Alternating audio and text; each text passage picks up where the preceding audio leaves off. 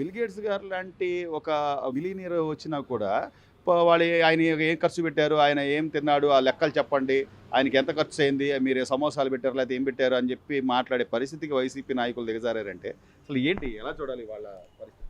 అసలు మీరు మమ్మల్ని అడిగి మేము చెప్పి మేము సిగ్గుపడాలి. అంటే వాళ్ళకి నాలెడ్జ్ ఉందా లేదా? నాలెడ్జ్ లేకుండా ఎమ్మెల్యేలు ఎంపీలు అయిపోయారా? అసలు మేము ఎలా మాట్లాడాలో వాళ్ళ గురించి మాకు సిగ్గేస్తుందండి. ఎందుకంటే బిల్ గేట్స్ అంటే ప్ర అసలు ఆయన కుబేరుడు.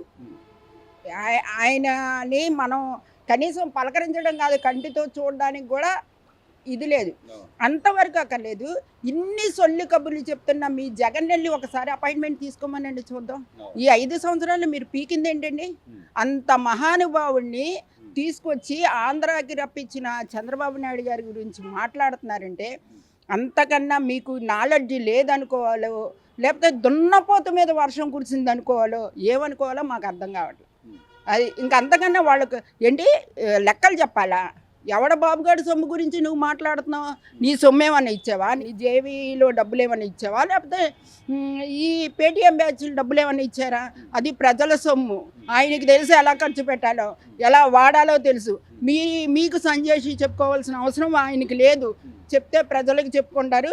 ప్రజలకు ఆయన గురించి నమ్మకం ఉంది కాబట్టి అంత గొప్పగా గెలిపించారు. అది తెలుసుకోండి. ఈ రోజున అమరావతిలో క్వాంటమ్ వ్యాలీ అని, లేకపోతే పరిశ్రమలు తేవాలి, ఉద్యోగాలు తీసుకురావాలి, యువత భవిష్యత్తు బాగుండాలని ఇంత ప్రయత్నాలు వీళ్ళు చేస్తుంటే ఎక్కడికక్కడ వెనక్కి లాగడం, లేకపోతే ఏదో ఒక law and order issue create చేయడం. అసలు జగన్మోహన్ రెడ్డి గారికి మాజీ ముఖ్యమంత్రిగా కనీస నైతిక బాధ్యత, రాష్ట్రం బాగుండాలి, రాష్ట్రం బాగుపడాలనేది ఉందా లేదంటారా? అసలు నైతిక విలువలు లేని వాళ్ళ గురించి నైతిక విలువల గురించి మాట్లాడడం ఎందుకండి? వాళ్ళకి అసలు నైతిక విలువలు అనేది ఉంటే, ఇప్పుడు చండాలమైన తిట్లు తిడితేనే అంబండి రాంబాబు గారికి అంత పనిష్మెంట్ ఇచ్చారు.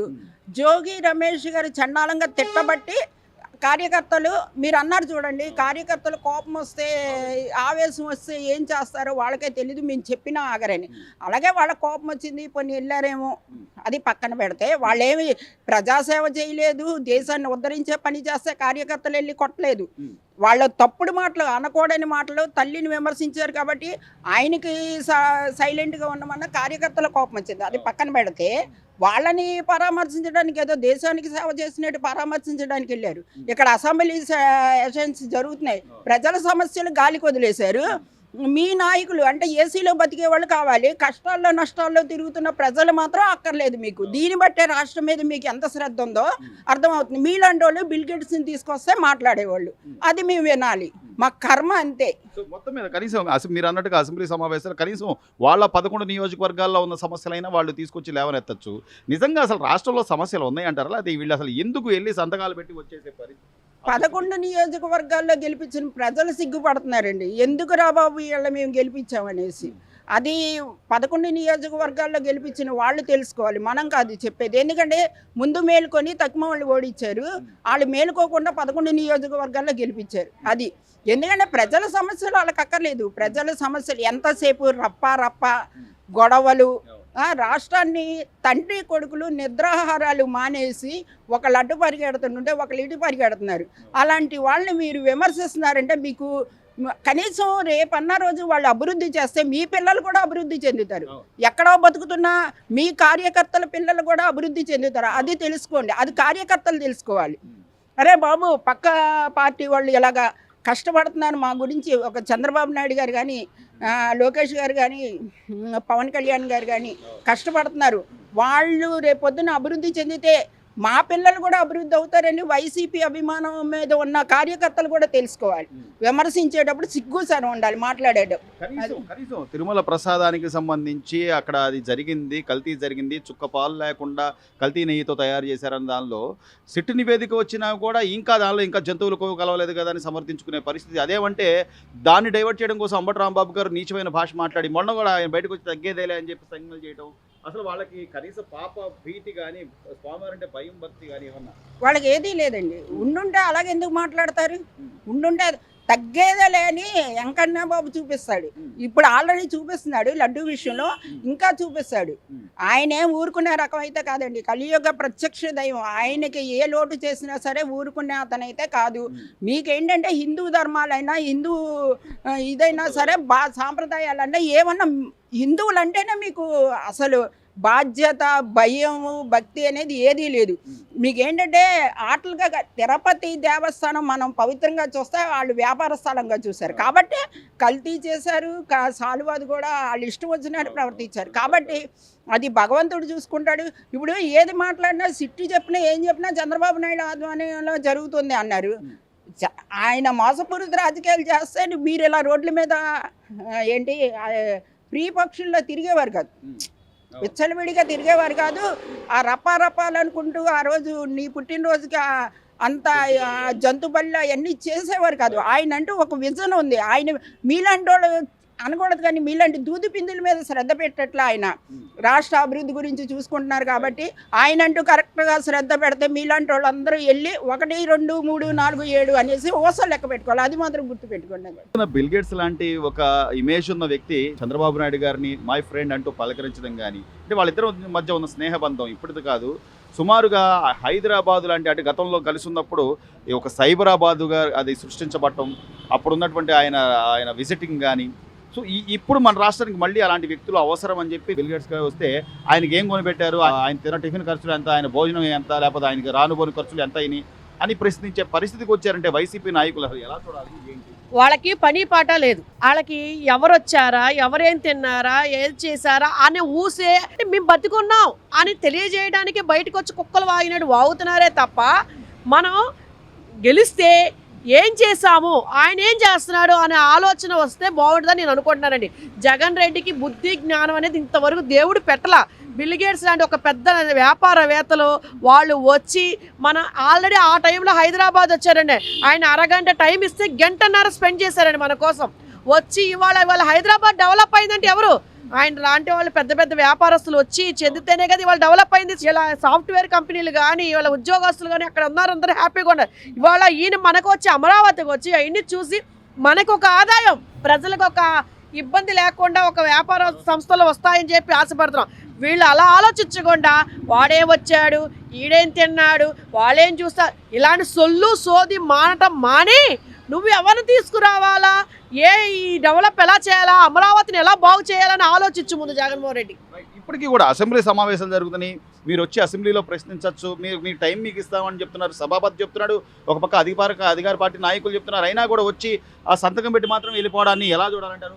జగన్మోహన్ రెడ్డి గారికి కనీసం ప్రతిపక్ష హోదా ఇవ్వండి అని అడుగుతున్నాడంటే అది వాళ్ళని అడిగితే ఇస్తారా, లేదా ప్రజలు అడిగితే ఇస్తారా? ప్రతిపక్ష హోదా ఎవరిని అడిగితే ఇస్తారు? అసలు నీ మొహానికి ఏమి ఇస్తారు? నువ్వు అసెంబ్లీకి వస్తున్నావు, దేనికి వస్తున్నావు, హాజరించుకుని ఎందుకు వెళ్ళిపోతావు? అక్కడ తప్పు ఉంటే అడుగుతావు. నువ్వు ఏమో అడగకుండా ఉంటావా? నీకే నోరు చిన్నదా? మీరు తప్పులు ఉంటే ఊనే కడిగేయడానికి ముందుంటారు. ఆ రోజు అసెంబ్లీలో నువ్వు చంద్రబాబు నాయుడు గారిని ఎందుకు అవమానం చేసావు? నీకు నోరు ఎందుకు? ఆ రోజు చేసినవాడు ఇవాళ చేయొచ్చుగా.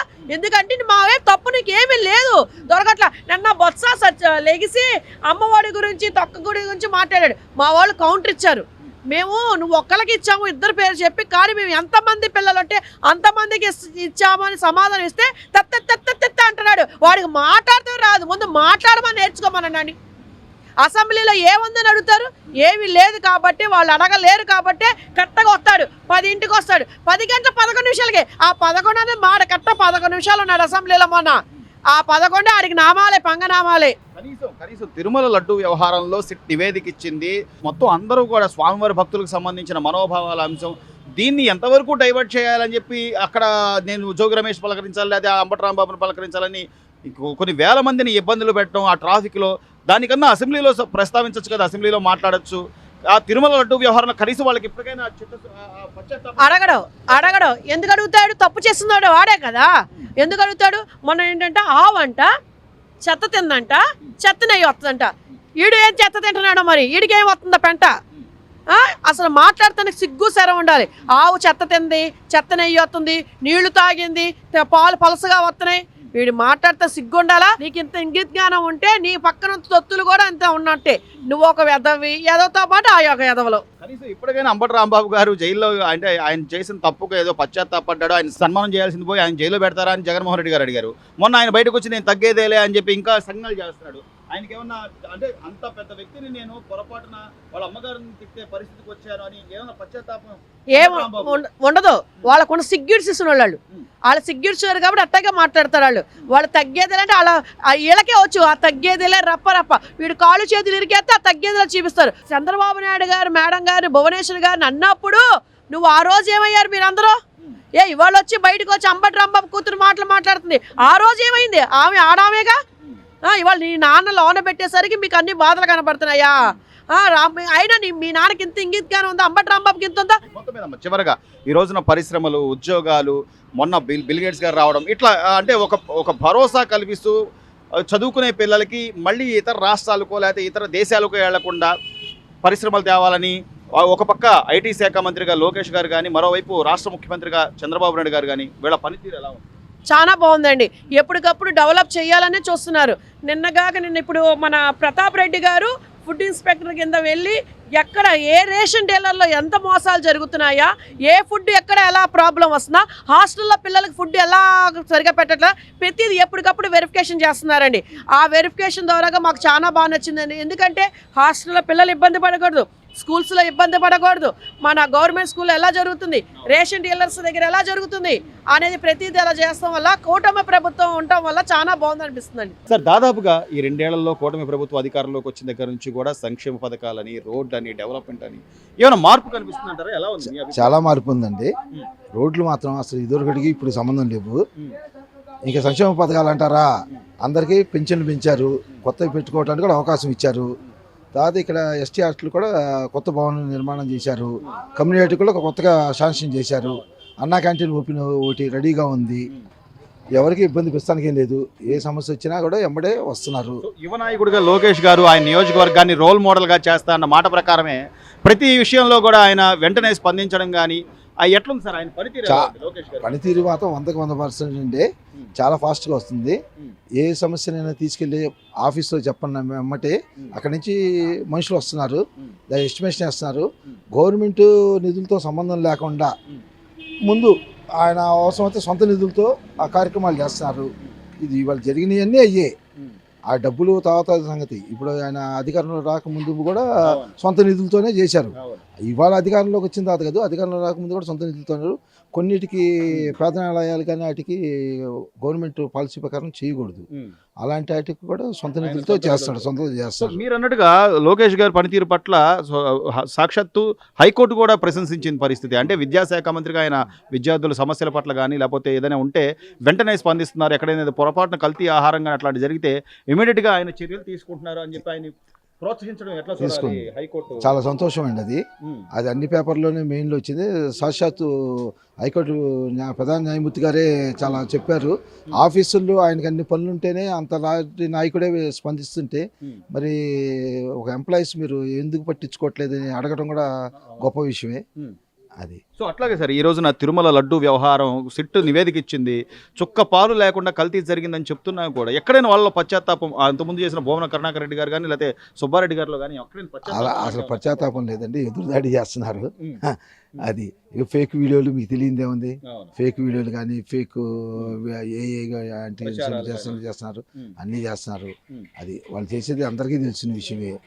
అది ఆ రోజు చాలా మంది ఇవాళ వీళ్ళు చెప్తున్నారు, తెలుగుదేశం వాళ్ళు ఆరోపిస్తున్నారు అంటున్నారు. కానీ ఆ రోజు అధికారంలో ఉన్నప్పుడు కూడా చాలా మంది భక్తులు కానీ చాలా గౌరవ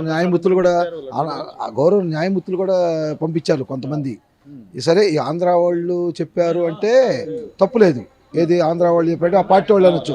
సాక్షాత్తు బాంబే, మహారాష్ట్ర రాష్ట్రాల వాళ్ళు కూడా మీకు కంప్లైంట్లు ఇచ్చారు. డైరెక్ట్గా ఈవో గారు కంప్లైంట్ చేశారు. ఎవరు పార్టీకి కాదు, ఎవరు కాదు, డైరెక్ట్గా ఈవో గారికి కంప్లైంట్గా ఈమెయిల్. మొత్తం మీద అయితే మార్పు ఉందనుకోవచ్చుంటారా ఈ 2 ఏళ్లుగా?